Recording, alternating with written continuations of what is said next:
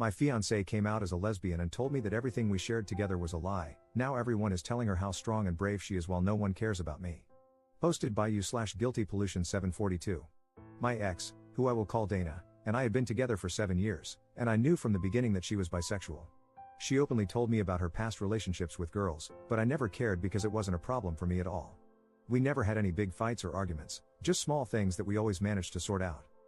After 7 years together, I decided it was the right moment to pop the big question. We were deeply in love, financially stable, and already living together, so for me, it felt like the perfect time. I prepared everything to make it as romantic and unique as possible, and when I finally asked her, she hesitated, but then said yes. That's when the problem started, because I didn't understand why she hesitated. I asked her about it, but she only replied, "I was nervous, so I let it go." We shared the news with her parents. Mine passed away when I was 20, and my little sister when she was 17 in a car accident, and our friends. But even then, something felt off. Her parents were faking their happiness, and I couldn't understand why, while our friends were genuinely excited and already giving us wedding ideas. 4 months passed, and we were actively planning our wedding when the day came. I came home from work to find her waiting with her bags packed. When I asked her what was going on, she told me, "Listen, I know this is going to be hard for you, but I'm not bi, I'm a lesbian. My parents have known for 2 years, which is why they weren't happy and were faking it. Please, I beg you, don't make this difficult, just let me go. Don't cry, don't beg, and don't scream. Let's just handle this like adults." Then she drove away. I stood there in shock for about an hour, unable to believe what had just happened. We went from planning our wedding to Dana suddenly coming out in a way that made her seem heartless and cold, like someone I no longer recognized. The worst part came after. 3 months have passed since that day. I canceled the wedding, and literally no one has texted or called to check on me, to ask how I was doing, if I was okay, or if I needed anything. Not her parents, not her, she blocked me that day, and not even our friends. No one gives a damn about me at all. In these 3 months, I've been hospitalized 3 times due to extreme weight loss and insomnia. I just work and go home, nothing else. Meanwhile, everyone is praising her for coming out, celebrating how brave she is for finally realizing she's a lesbian, and admiring her courage in embracing her true identity after years of struggling. At this point, I can't even be angry. I'm just in complete disbelief over how fast everything happened and how no one seems to care about me because her coming out is apparently more important than her ex. You know what? Screw them all. They've shown me their true colors, and screw my ex too. Edit. Honestly, I wasn't expecting all this support because I couldn't even imagine someone actually reading this. Believe me, I want to trust you and believe that all these kind comments are true, but right now, I can't. I just saw everyone who was supposed to love and care about me ignoring me and ghosting me, so I lost hope in people, especially strangers on the internet. I hope to come back here in a few months, read this all again, and believe you, but right now, I can't.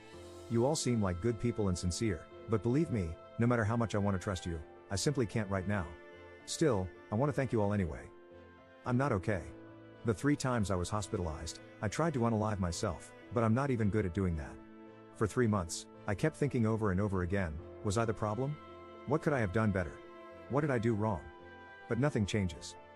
So here I am, in the middle of effing nowhere, sitting on a sidewalk like a homeless person, reading strangers' comments on a post that I don't even know why I posted. Again, thank you all. Update 2 days later. So here we go again, but this time it's more painful and shocking at the same time because a lot has happened today and last night. Like some of you folks said, somehow one of my ex-friends saw my post on TikTok, and the absolute mess started, and it's still going on right now. This ex-friend, I'll call him Paul, reached out to me and basically told me that he saw the post and knew it was me because I used my ex's real name, Dana. He was shocked to learn what really happened because apparently, Dana had told my ex-friends that she came out to me as a lesbian and that I tried to lay hands on her and threatened her. She also told them not to contact me again. They all believed her, but when they saw my post, they started pressuring her to confirm whether I was telling the truth or not, and she admitted to lying. Since Paul's text, I've received a ton of messages and calls from everyone asking how I am, if I'm okay, apologizing for believing Dana without reaching out to me first, and offering their so-called apologies. But then there's the real issue, Dana. She texted me, asking for forgiveness, saying she was sorry for how badly she treated me, and admitting that she made everything up because she was afraid of losing friends. And unfortunately, that's not all, because I also got a text from her girlfriend, Mary. She basically told me that she was sorry for Dana's behavior and for what she did, and here comes the issue. She has known Dana for a year, yet Dana never told her about me and always referred to me as just a roommate. So now, she's thinking about leaving Dana. Now comes my part. I made a new group chat, including all of them, even Dana and Mary, and told them that I'm not changing my mind about forgiving them. I also mentioned that I was considering suing Dana, partially true, since I'm still unsure, and I called out my ex-friends, saying that if they were decent humans, they would have either texted me to ask if I was out of my mind for allegedly laying hands on Dana or at least insulted me via text, if they really cared about me. Then, I added some personal things about Dana and blocked them all. But my blocking method isn't working because they keep harassing me with texts and calls from other numbers and even getting other people to call and text me. Crazy stuff is happening, and I still can't believe this whole mess. It feels like a nightmare I need to wake up from, but unfortunately, it's all real. The other thing is that I finally saw a therapist today, and I don't like to admit it, but I cried a lot. According to her, I never really worked through my parents' and sisters' deaths, and now this situation with my ex has made me explode emotionally. So, it's going to be a very long journey, and I hope to reach a better place. I've had the therapist's number sitting on my kitchen table for a while, but I never called, until now. Hopefully, this will help. That's all for now. I hope my next update won't come as quickly as this one but instead when I'm feeling better. So again, thank you all, and hopefully, I'll update you in better times. Relevant comments. Commenter. Normal people, break up with their partner, tell everyone about it and why, then move on. Dana, ghosts her boyfriend and lies just because she was scared. Honestly, I would definitely sue for defamation, man. You have the evidence, and I don't think it could go wrong. What do her parents think? Ops response. I forgot to write this little part, but the quick summary is that I never had a good relationship with them, so we never got along well because they always said I wasn't the right guy for their daughter. I never cared about them, but this time they asked me to think wisely and not to sue Dana because she was afraid, and they even justified her actions. That's all, and in fact, I wasn't surprised by their reaction to the news of marrying her. Second update 1 month later. A month has passed since my first post, and here I am again. I know I promised to come back when things got better, and I really hoped for that, but unfortunately, my life hasn't improved at all. Things keep getting worse than I expected. I'm going to talk the way I do with my therapist because, in a way, you all feel like my therapists. You know, I'm not an expert in therapy or these things, and I hoped that, in a short time, things would change and make me feel better. But it's been more difficult and longer than I expected or imagined. I cry every day about everything that has happened to me, about my parents and my little sister's premature death, about what happened with Dana, and about how my friends betrayed me so easily, as if I were just a random guy. The worst part is Dana. After my parents' death, I put all my attention and importance on her. She was my promise of having a new family, of starting fresh, of being part of a family again. All these years, I did my best to make her feel loved, happy, and cared for. What might not come across from my previous posts is how much I loved her and how deeply I cared for her because Dana was the only person in this world who knew me 100%.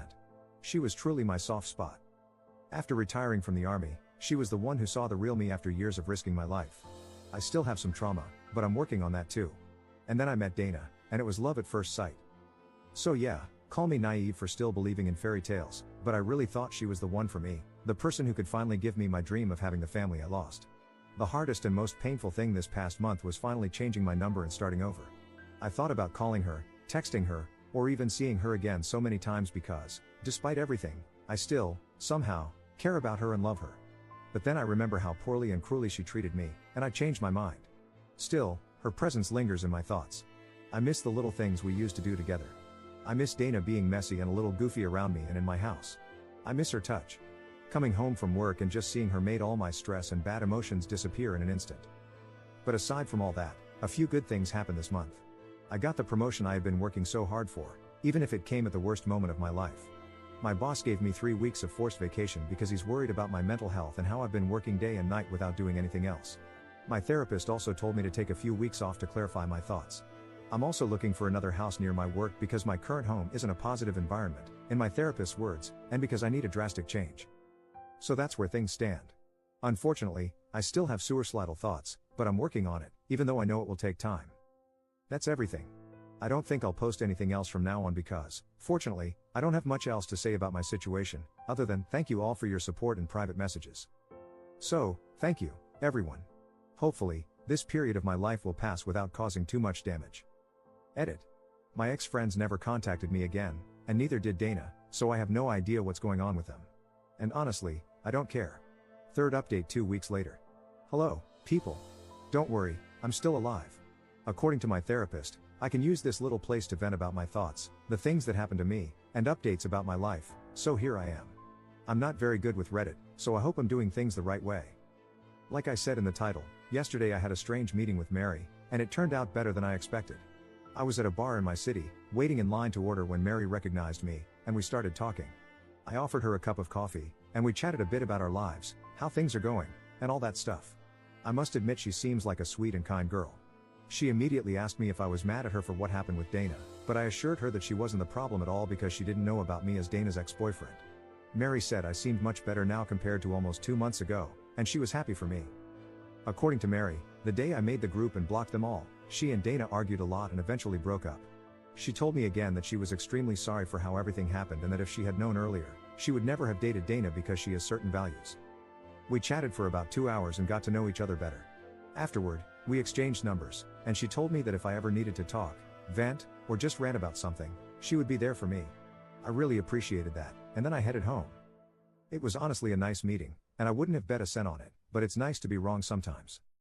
Aside from that, my life seems to be returning to normal over the past few days. I haven't had suicidal thoughts in 2 weeks, which is a great achievement for me, and my mental health is finally improving. In 3 days, I'll be in Japan for a 3-week vacation, and I hope to continue progressing with my mental health, so we'll see. That's all. I never told anyone my name before, but I'm Clark. Peace, and thank you all for your DMs. I'm starting to believe in and appreciate your support. 4th update 8 months 2 weeks later. Hey people, it's still me, Clark. I know that I disappeared for months, but something big happened that made me think a lot about what to do, how to react to this, and all that stuff. First of all, I don't see my therapist anymore, and I thanked her for what she did for me because she really helped me. And now, the big news, unfortunately, isn't good news. I have cancer. To be completely honest, I should have noticed it earlier because many things were off, but I always blamed stress, what was happening, my personal issues, and all that stuff. But unfortunately, it wasn't stress. Now, before anyone says it, yes, I'm sure it's cancer. I had 3 different tests in 3 different hospitals, and they all came back the same. But you know what? It's fine. It's one of those curable cancers, but here's the thing that kept me thinking a lot. I made a promise on my family's grave, and I have every intention of keeping it. No matter how insane or nonsensical it may seem to you, to me, it makes a lot of sense. So, the thing is this, I'm not going to cure it. I'm just happy to have lived my life. I had incredible ups and incredible downs, but it's okay. It's life. No one ever told me that life was easy or a fairy tale, and we have to accept it and endure it to live our lives as we want. I tried to do that, and between the ups and downs, I'm happy with my life. I met incredible people, I saw how strangers on the internet can really help you. I mean you guys on Reddit, I had my dream job, I had my dog, and I traveled a lot. But everything comes to an end, as it should. I wasn't expecting to have such a short life to live, but it's okay. I take things as they are. So, just this, I made a promise on my family's grave that I will reach them, and I'm going to keep my promise. So, folks of Reddit, you made a stranger's life a bit better, and I will always and forever keep you all in my mind and my heart. I wouldn't have bet a cent on it, sincerely, but it's awesome to be wrong in these cases. So, thank you all. I hope you all have the best life, see the world, love like never before, enjoy everything this world can offer you, and remember this, you all made a stranger's life better. Love you all, and enjoy your life to the fullest. Thanks, Clark.